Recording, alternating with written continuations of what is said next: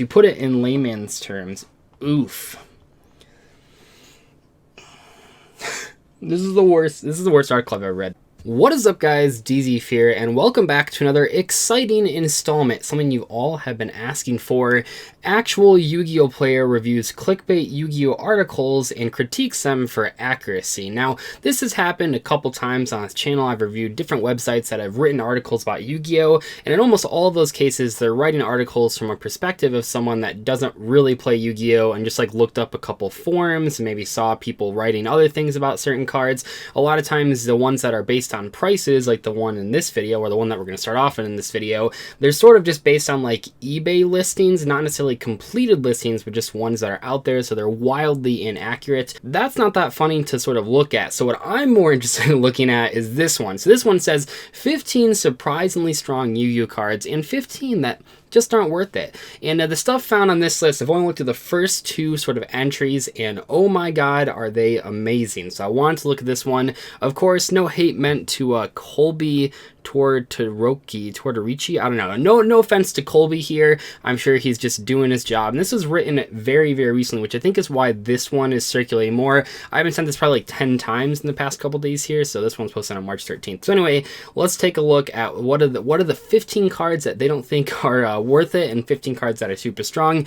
Here we go. Strong, the Seal of Orichalcos. So, oh look. Or wait, it says, okay, look. While the real-life Orichalcos can't match the Stealing Souls variant of the anime, it clearly isn't anything to scoff at. They're completely ignoring the part where, like, it prevents you from, like, special summoning stuff from the extra deck. Like, they're just ignoring, like, the biggest downside of the card. So that's kind of funny. Also, why don't they, like, show the... Hopefully in more of these, they show the card artwork and, like, the card effect. Because even though they described it here, they're describing it in a way as that is missing, like, the two big downsides of it. That it blows up your special summon monsters when you activate it, and you can't special summon from the extra deck while you have it on the board. Or is it that you just can't special? I'm pretty sure it's that you can't special summon from the extra deck while you have it on the board. And I mean, to be fair, Seal of Orichalcos did see some play in some stun decks, namely the ones using like Thunder King. A 2400 attack Thunder King is pretty darn good, at least it was at some point. But I mean, this card's never been that strong. So this is already sort of where we're starting off. You can kind of guess how the rest of this list will go if they're seeing right off the bat that the Seal of Orichalcos is a little bit stronger than you think it is. Then we have next, not worth it, Panther Warrior. Panther Warrior is one of those, I'm a 4-star monster that has 2000 attack, yet I require some weird trade-off to attack monsters. There's really a whole line of these bad boys. Panther Warrior's trade-offs that requires a tribute to attack. Ew, no, why would you ever want this? Who writes that in an article? Just tribute summon a 2000 attack monster. This is a card that should only be used in dire situations. The only one I can think of, the only situation I can think to use it is in don't. Holy crap, that sentence is weird. So what I found funny about this one, so these were the two that I saw, right? So what I found funny about this one is that it's saying the solution to like a card like Panther Warrior is just tribute summon a 2000 attack monster, something like Summon Skull. And I think already that's sort of showing how dated this article, or the person that wrote this article, is in terms of references. If you don't know, over the past couple sets, over the past couple years, they've been releasing common cards of every single type that are normal monsters with 2000 attack. So no drawbacks, just a normal level 4 monster with 2000 attack. So really the sort of argument against Panther Warrior is just play a normal monster with 2000 attack. Why bother with playing an effect monster that has a drawback? Next up, strong March of the Monarchs plus God cards. And are they just not showing the effects for any of these cards? That's like kind of, I don't know, it's a little shady. Anyway, it's not even suggesting the field spell, which a lot of people in like the Why No One Plays the God Cards video suggested, like, what is it, Mound of the Bound Creator? This is March of the Monarchs. So the God cards aren't perfect. Good, they watched my video. I mean, this keeps coming up, right? March of the Monarchs, the argument for it is not that different from the article, or the argument for Mound of the Bound Creator, just because they're both the same situation where if you're already investing 3 monsters into one normal summon, not even a special summon, a normal summon, if you have to play additional cards to make that payoff worth it, or even sort of worth it in the case of the God cards, if you have to activate another card on top of that to actually make that 3 3 tribute normal summon worth it? Well, I think that just goes to show how bad the God cards are. I won't waste too much time on this. I've talked a lot about the God cards being bad, but I think that anytime someone suggests things like the field spell, like March of the Monarchs, any sort of additional support outside just tribute summoning them, cards that take 3 monsters to summon, to normal summon, should be good enough on their own to where you don't have to have an additional card in your hand, because at that point you're using your entire hand to get out this one monster. That's obviously not very good. But I just think of the argument a lot when people say like, oh, you should play March of the Monarchs, you should play Mountain of the Bond Creator. Well, if you need those cards to win, I mean, do you really need to be playing the God cards if they need that extra little oomph to like actually make them playable? Probably not. All right. Like, why even put this in the article? Like, yes, like level 5 0 attack normal monsters and union monsters are not good. Why was that worth putting? I hope at least Panther Warrior is kind of like an interesting topic, right? Because that 2000 attack, level 4 monster. But why bother putting, if Moki Moki is on this list, I'm going to blow a gasket. Because yes, normal monsters that have very little support are not good cards. Although, admittedly, Moki Moki is much better than these cards, because Moki Moki Smackdown is can lay down some serious pain. Moki Moki King is kind of an interesting card too. Strong win the match cards. Cards with win the match effects are a pretty common occurrence in the Xyz days. No. These cards often require you to lower your points to 0 with them, and if you manage to do so, you actually win the match instead of just single duel. This can be a pretty huge... What? This is... Oh, wait. This card can be a huge advantage in competitive play, and then in parentheses, which probably should have been at the beginning of the article, I would know I've played in 1 day of competitive and won exactly 0 matches. That's probably the most true statement in this entire article. All old non-effect monsters. Remember all those days such as Wing Dragon Guardian Fortress #1, Silver Fang, Baby Dragon, which is like regular monsters have no effects. Yeah, they're literally pointless now. I would argue all 3 of those cards were trash back in the day, and actually I know they were trash back in the day because we can look at the old school deck list. You know, they didn't play any of those terrible normal monsters. So to say that they're pointless now is sort of like misleading, right? Because they were always pointless. Unless they're a monster like Dark Magician that has an archetype built around them, monsters that don't care about effect aren't worth going into your deck, period. Unless it looks cool, then it's totally worth it. Hey, Cosmo Queen. Lots of, it's just so hard to read these articles. I don't get it. Like, someone has to enjoy these, right? I know that, like, most people just make fun of these, but someone's out there, like, demanding these articles are written, or maybe not demanding, but they're enjoying reading them, like, on their lunch break or in the morning or something. Instead of reading the morning paper, they read The Gamer, and they read what Colby has to say about cards that are good. But I don't get it. It just doesn't hit me. Like, it doesn't make me laugh. It makes me laugh, but not in the way that he, like, intended. Strong, masterpiece of true Orichalcos. Oh, you think a card that is banned and that plagued the competitive landscape, that is unaffected by 2 of the types in the game, depending on what you tribute, you think that's a pretty good card? You think a card that's searchable is a searchable God card? Does he mention that it's like a God card? I hate this. Me too, fam. This card can be unaffected by everything if you play your cards right.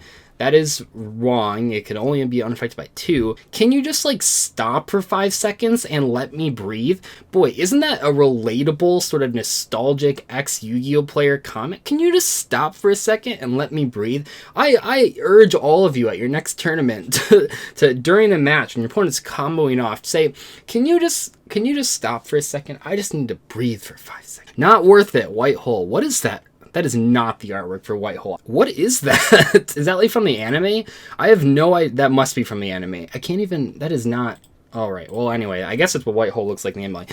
White Hole just stops Dark Hole from affecting your monsters. It's the same problem as Anti-Regeki. It's a card... I mean, yeah, obviously it's terrible. Moving on. Strong. Apple Magician Girl. This is like close to being like competent because Chocolate Magician Girl actually saw tons of competitive play in many different Lightsworn decks. It's a really good spellcaster level 4 monster. Has a ton of different synergy with cards. It's water, so you can make Bahamut Shark and totally awesome with it. It's spellcaster and it triggers all spell cards or spellcasters, so you can like discard like Fairy Tale Snow and stuff. It's a really cool card actually, but Apple Magician Girl, really terrible card. So not worth it. Attack the Moon. Okay, I know this card was made specifically to explain one of these literal what moments from season 1, but this is truly just such a specific card. On this card that I have to mention it, I'm like dying. I'm getting a stroke like reading this.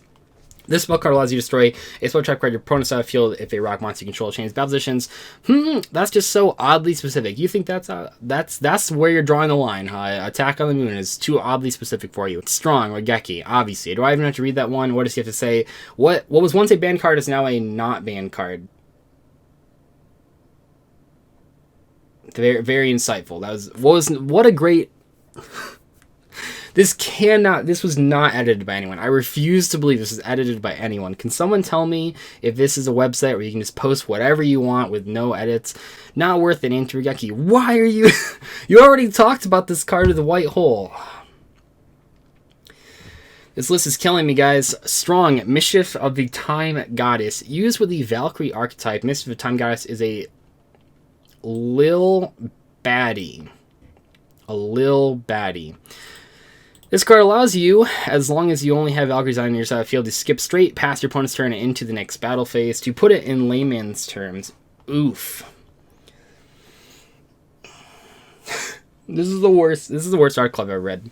This card allows you to keep Valkyries that should have leave the field after one turn, and also allows you to get 2 turns worth of hits in at once, which is not a bad deal at all. Well, except the fact that you're playing like Valkyries, which is like garbage. Funny story about this card. It's not programmed into Yu-Gi-Oh! Pro because they can't figure out how to like skip the battle phase and maintain the player turn.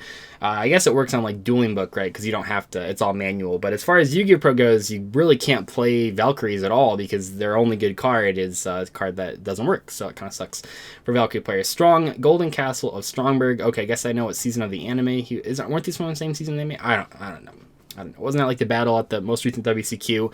Well, certainly not the little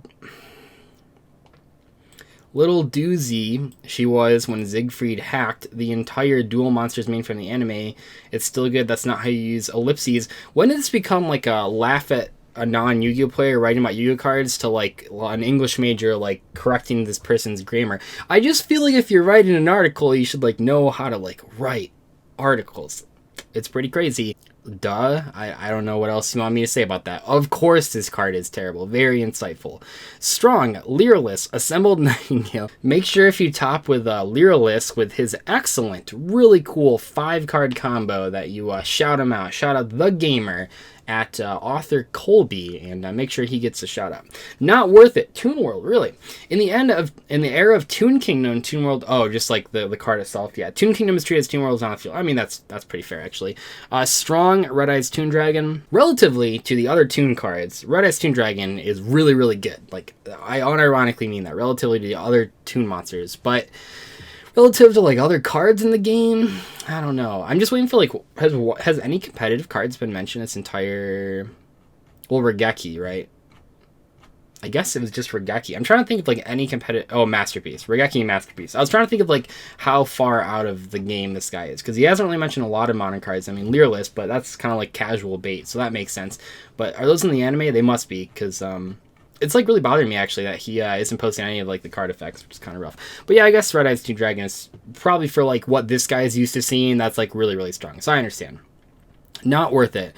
Valence Armor cards. They don't exist. So yeah, they're not. Yeah, these cards that don't exist are not worth it, just in case you're wondering. What I'm curious about is if he's going to mention that the Winged Dragon of Ra Sphere mode is good because it tributes 3 of your opponent's monsters, or if he's going to mention it's good because it summons the Winged Dragon of Ra. Place your bets now. I'm betting he's going to say his card is good because it summons the Winged Dragon of Ra easier than just tribute summoning it, and that's what makes it so powerful in his mind. But that's, I mean, obviously it's not true. Let's take a look. This spherical monster that literally almost sent my Valentine in the actual pits of the underworld has some great uses. For one, you can sacrifice your opponent's monster to use it, and it can be sacrificed summon a 4,000 attack defense for Brigand Ra, which is one of the best Ra forms you can have out. There's only 3 of them, and this is one of them, so it's like a 50-50. Like this can only summon Phoenix or like the Winged Dragon of Ra. Like I don't think it's summoned itself. So of course, anyway, if you want to use Ra, this is going to be the best way to do so. Oh, and the real card doesn't require an actual ancient chant to awake. Yay, yay indeed. Not worth it. Dragon Master Knight. Yeah, obviously not. Retrained Ritual Monsters. Retrained monsters are stupid. Just kidding. Sometimes, why is that even? While retrained monsters can be fun take on already existing monsters, there are some retrained counterparts that just aren't that great. Black Crystal Soldier and Mission Black Chaos come to mind. These cards have effect versions of the cards that will be super useful. Then they have ritual versions that shed the effects. Aren't the retrained versions the effect versions? Are these really considered the retrained? I feel like the ritual monsters are where it starts, and then the retrained versions are the effect versions. I'm like 99%. Yeah, there'd be no way that you would release Blackluster Soldier Envoy at the beginning, and then release Blackluster Soldier. Like, I refuse to believe that. I think this guy is like it backwards. Strong, Mere Force. Well, I mean, yeah, it makes sense. I mean, it's like, what do you think? What kind of cards do you think this guy thinks are good? Mere Force, probably. Oh, man. Not Worth It. Use Your Friendship. Yeah, pretty obviously. Sorry, I'm just like, this is like killing me. Strong, Dark Magician. I mean, like, what did you expect? Like, this, from what I've gathered from this video, I think this person plays Lyralisks, Dark Magicians, Tunes, and probably like something else that's like trash, but like clearly like his main competitive deck is Dark Magician that he took to that like one tournament that he said he went to and won 0 matches. Definitely a Dark Magician player. Not Worth It, Dark Magician Knight, obviously, but Dark Magician Knight, pretty cool looking card, pretty cool looking, one of those weird parallel secret rares. I like the card a lot, actually. Strong, Chaos Emperor Dragon. Chaos Emperor Dragon has a unique ability to allow you to move every single card from field in each player's hand, and for every card sent to the graveyard this way, inflict 300 points damage to your opponent. That means you can inflict over 8,000 damage to your opponent in one go. He's clearly like an old school player, so I think he would have to know about Yatagarasu, you know what I'm saying? Not Worth It, Lava Golem. As you mentioned, because of Kaijus, Lava Golem is a cute little card. You can sacrifice 2 monsters on your opponents and they get a powerful card at the cost of 1,000 life points per turn. There are 2 outcomes here. They either, you know, get rid of the card, or they use it to beat you. Less than only 1 or 2 turns left, and your opponent, this card isn't going to decide any duels, or just unnecessary card that isn't going to get you anywhere. I mean, not understanding why this card is good at all. No comparisons to Kaijus, which isn't very surprising to me, unless Kaijus are magically on this list. But considering how few modern cards, really, because, I mean, like, the Dark Magician cards, while they are modern cards, like the newer ones, they're just kind of played by people that are super casual.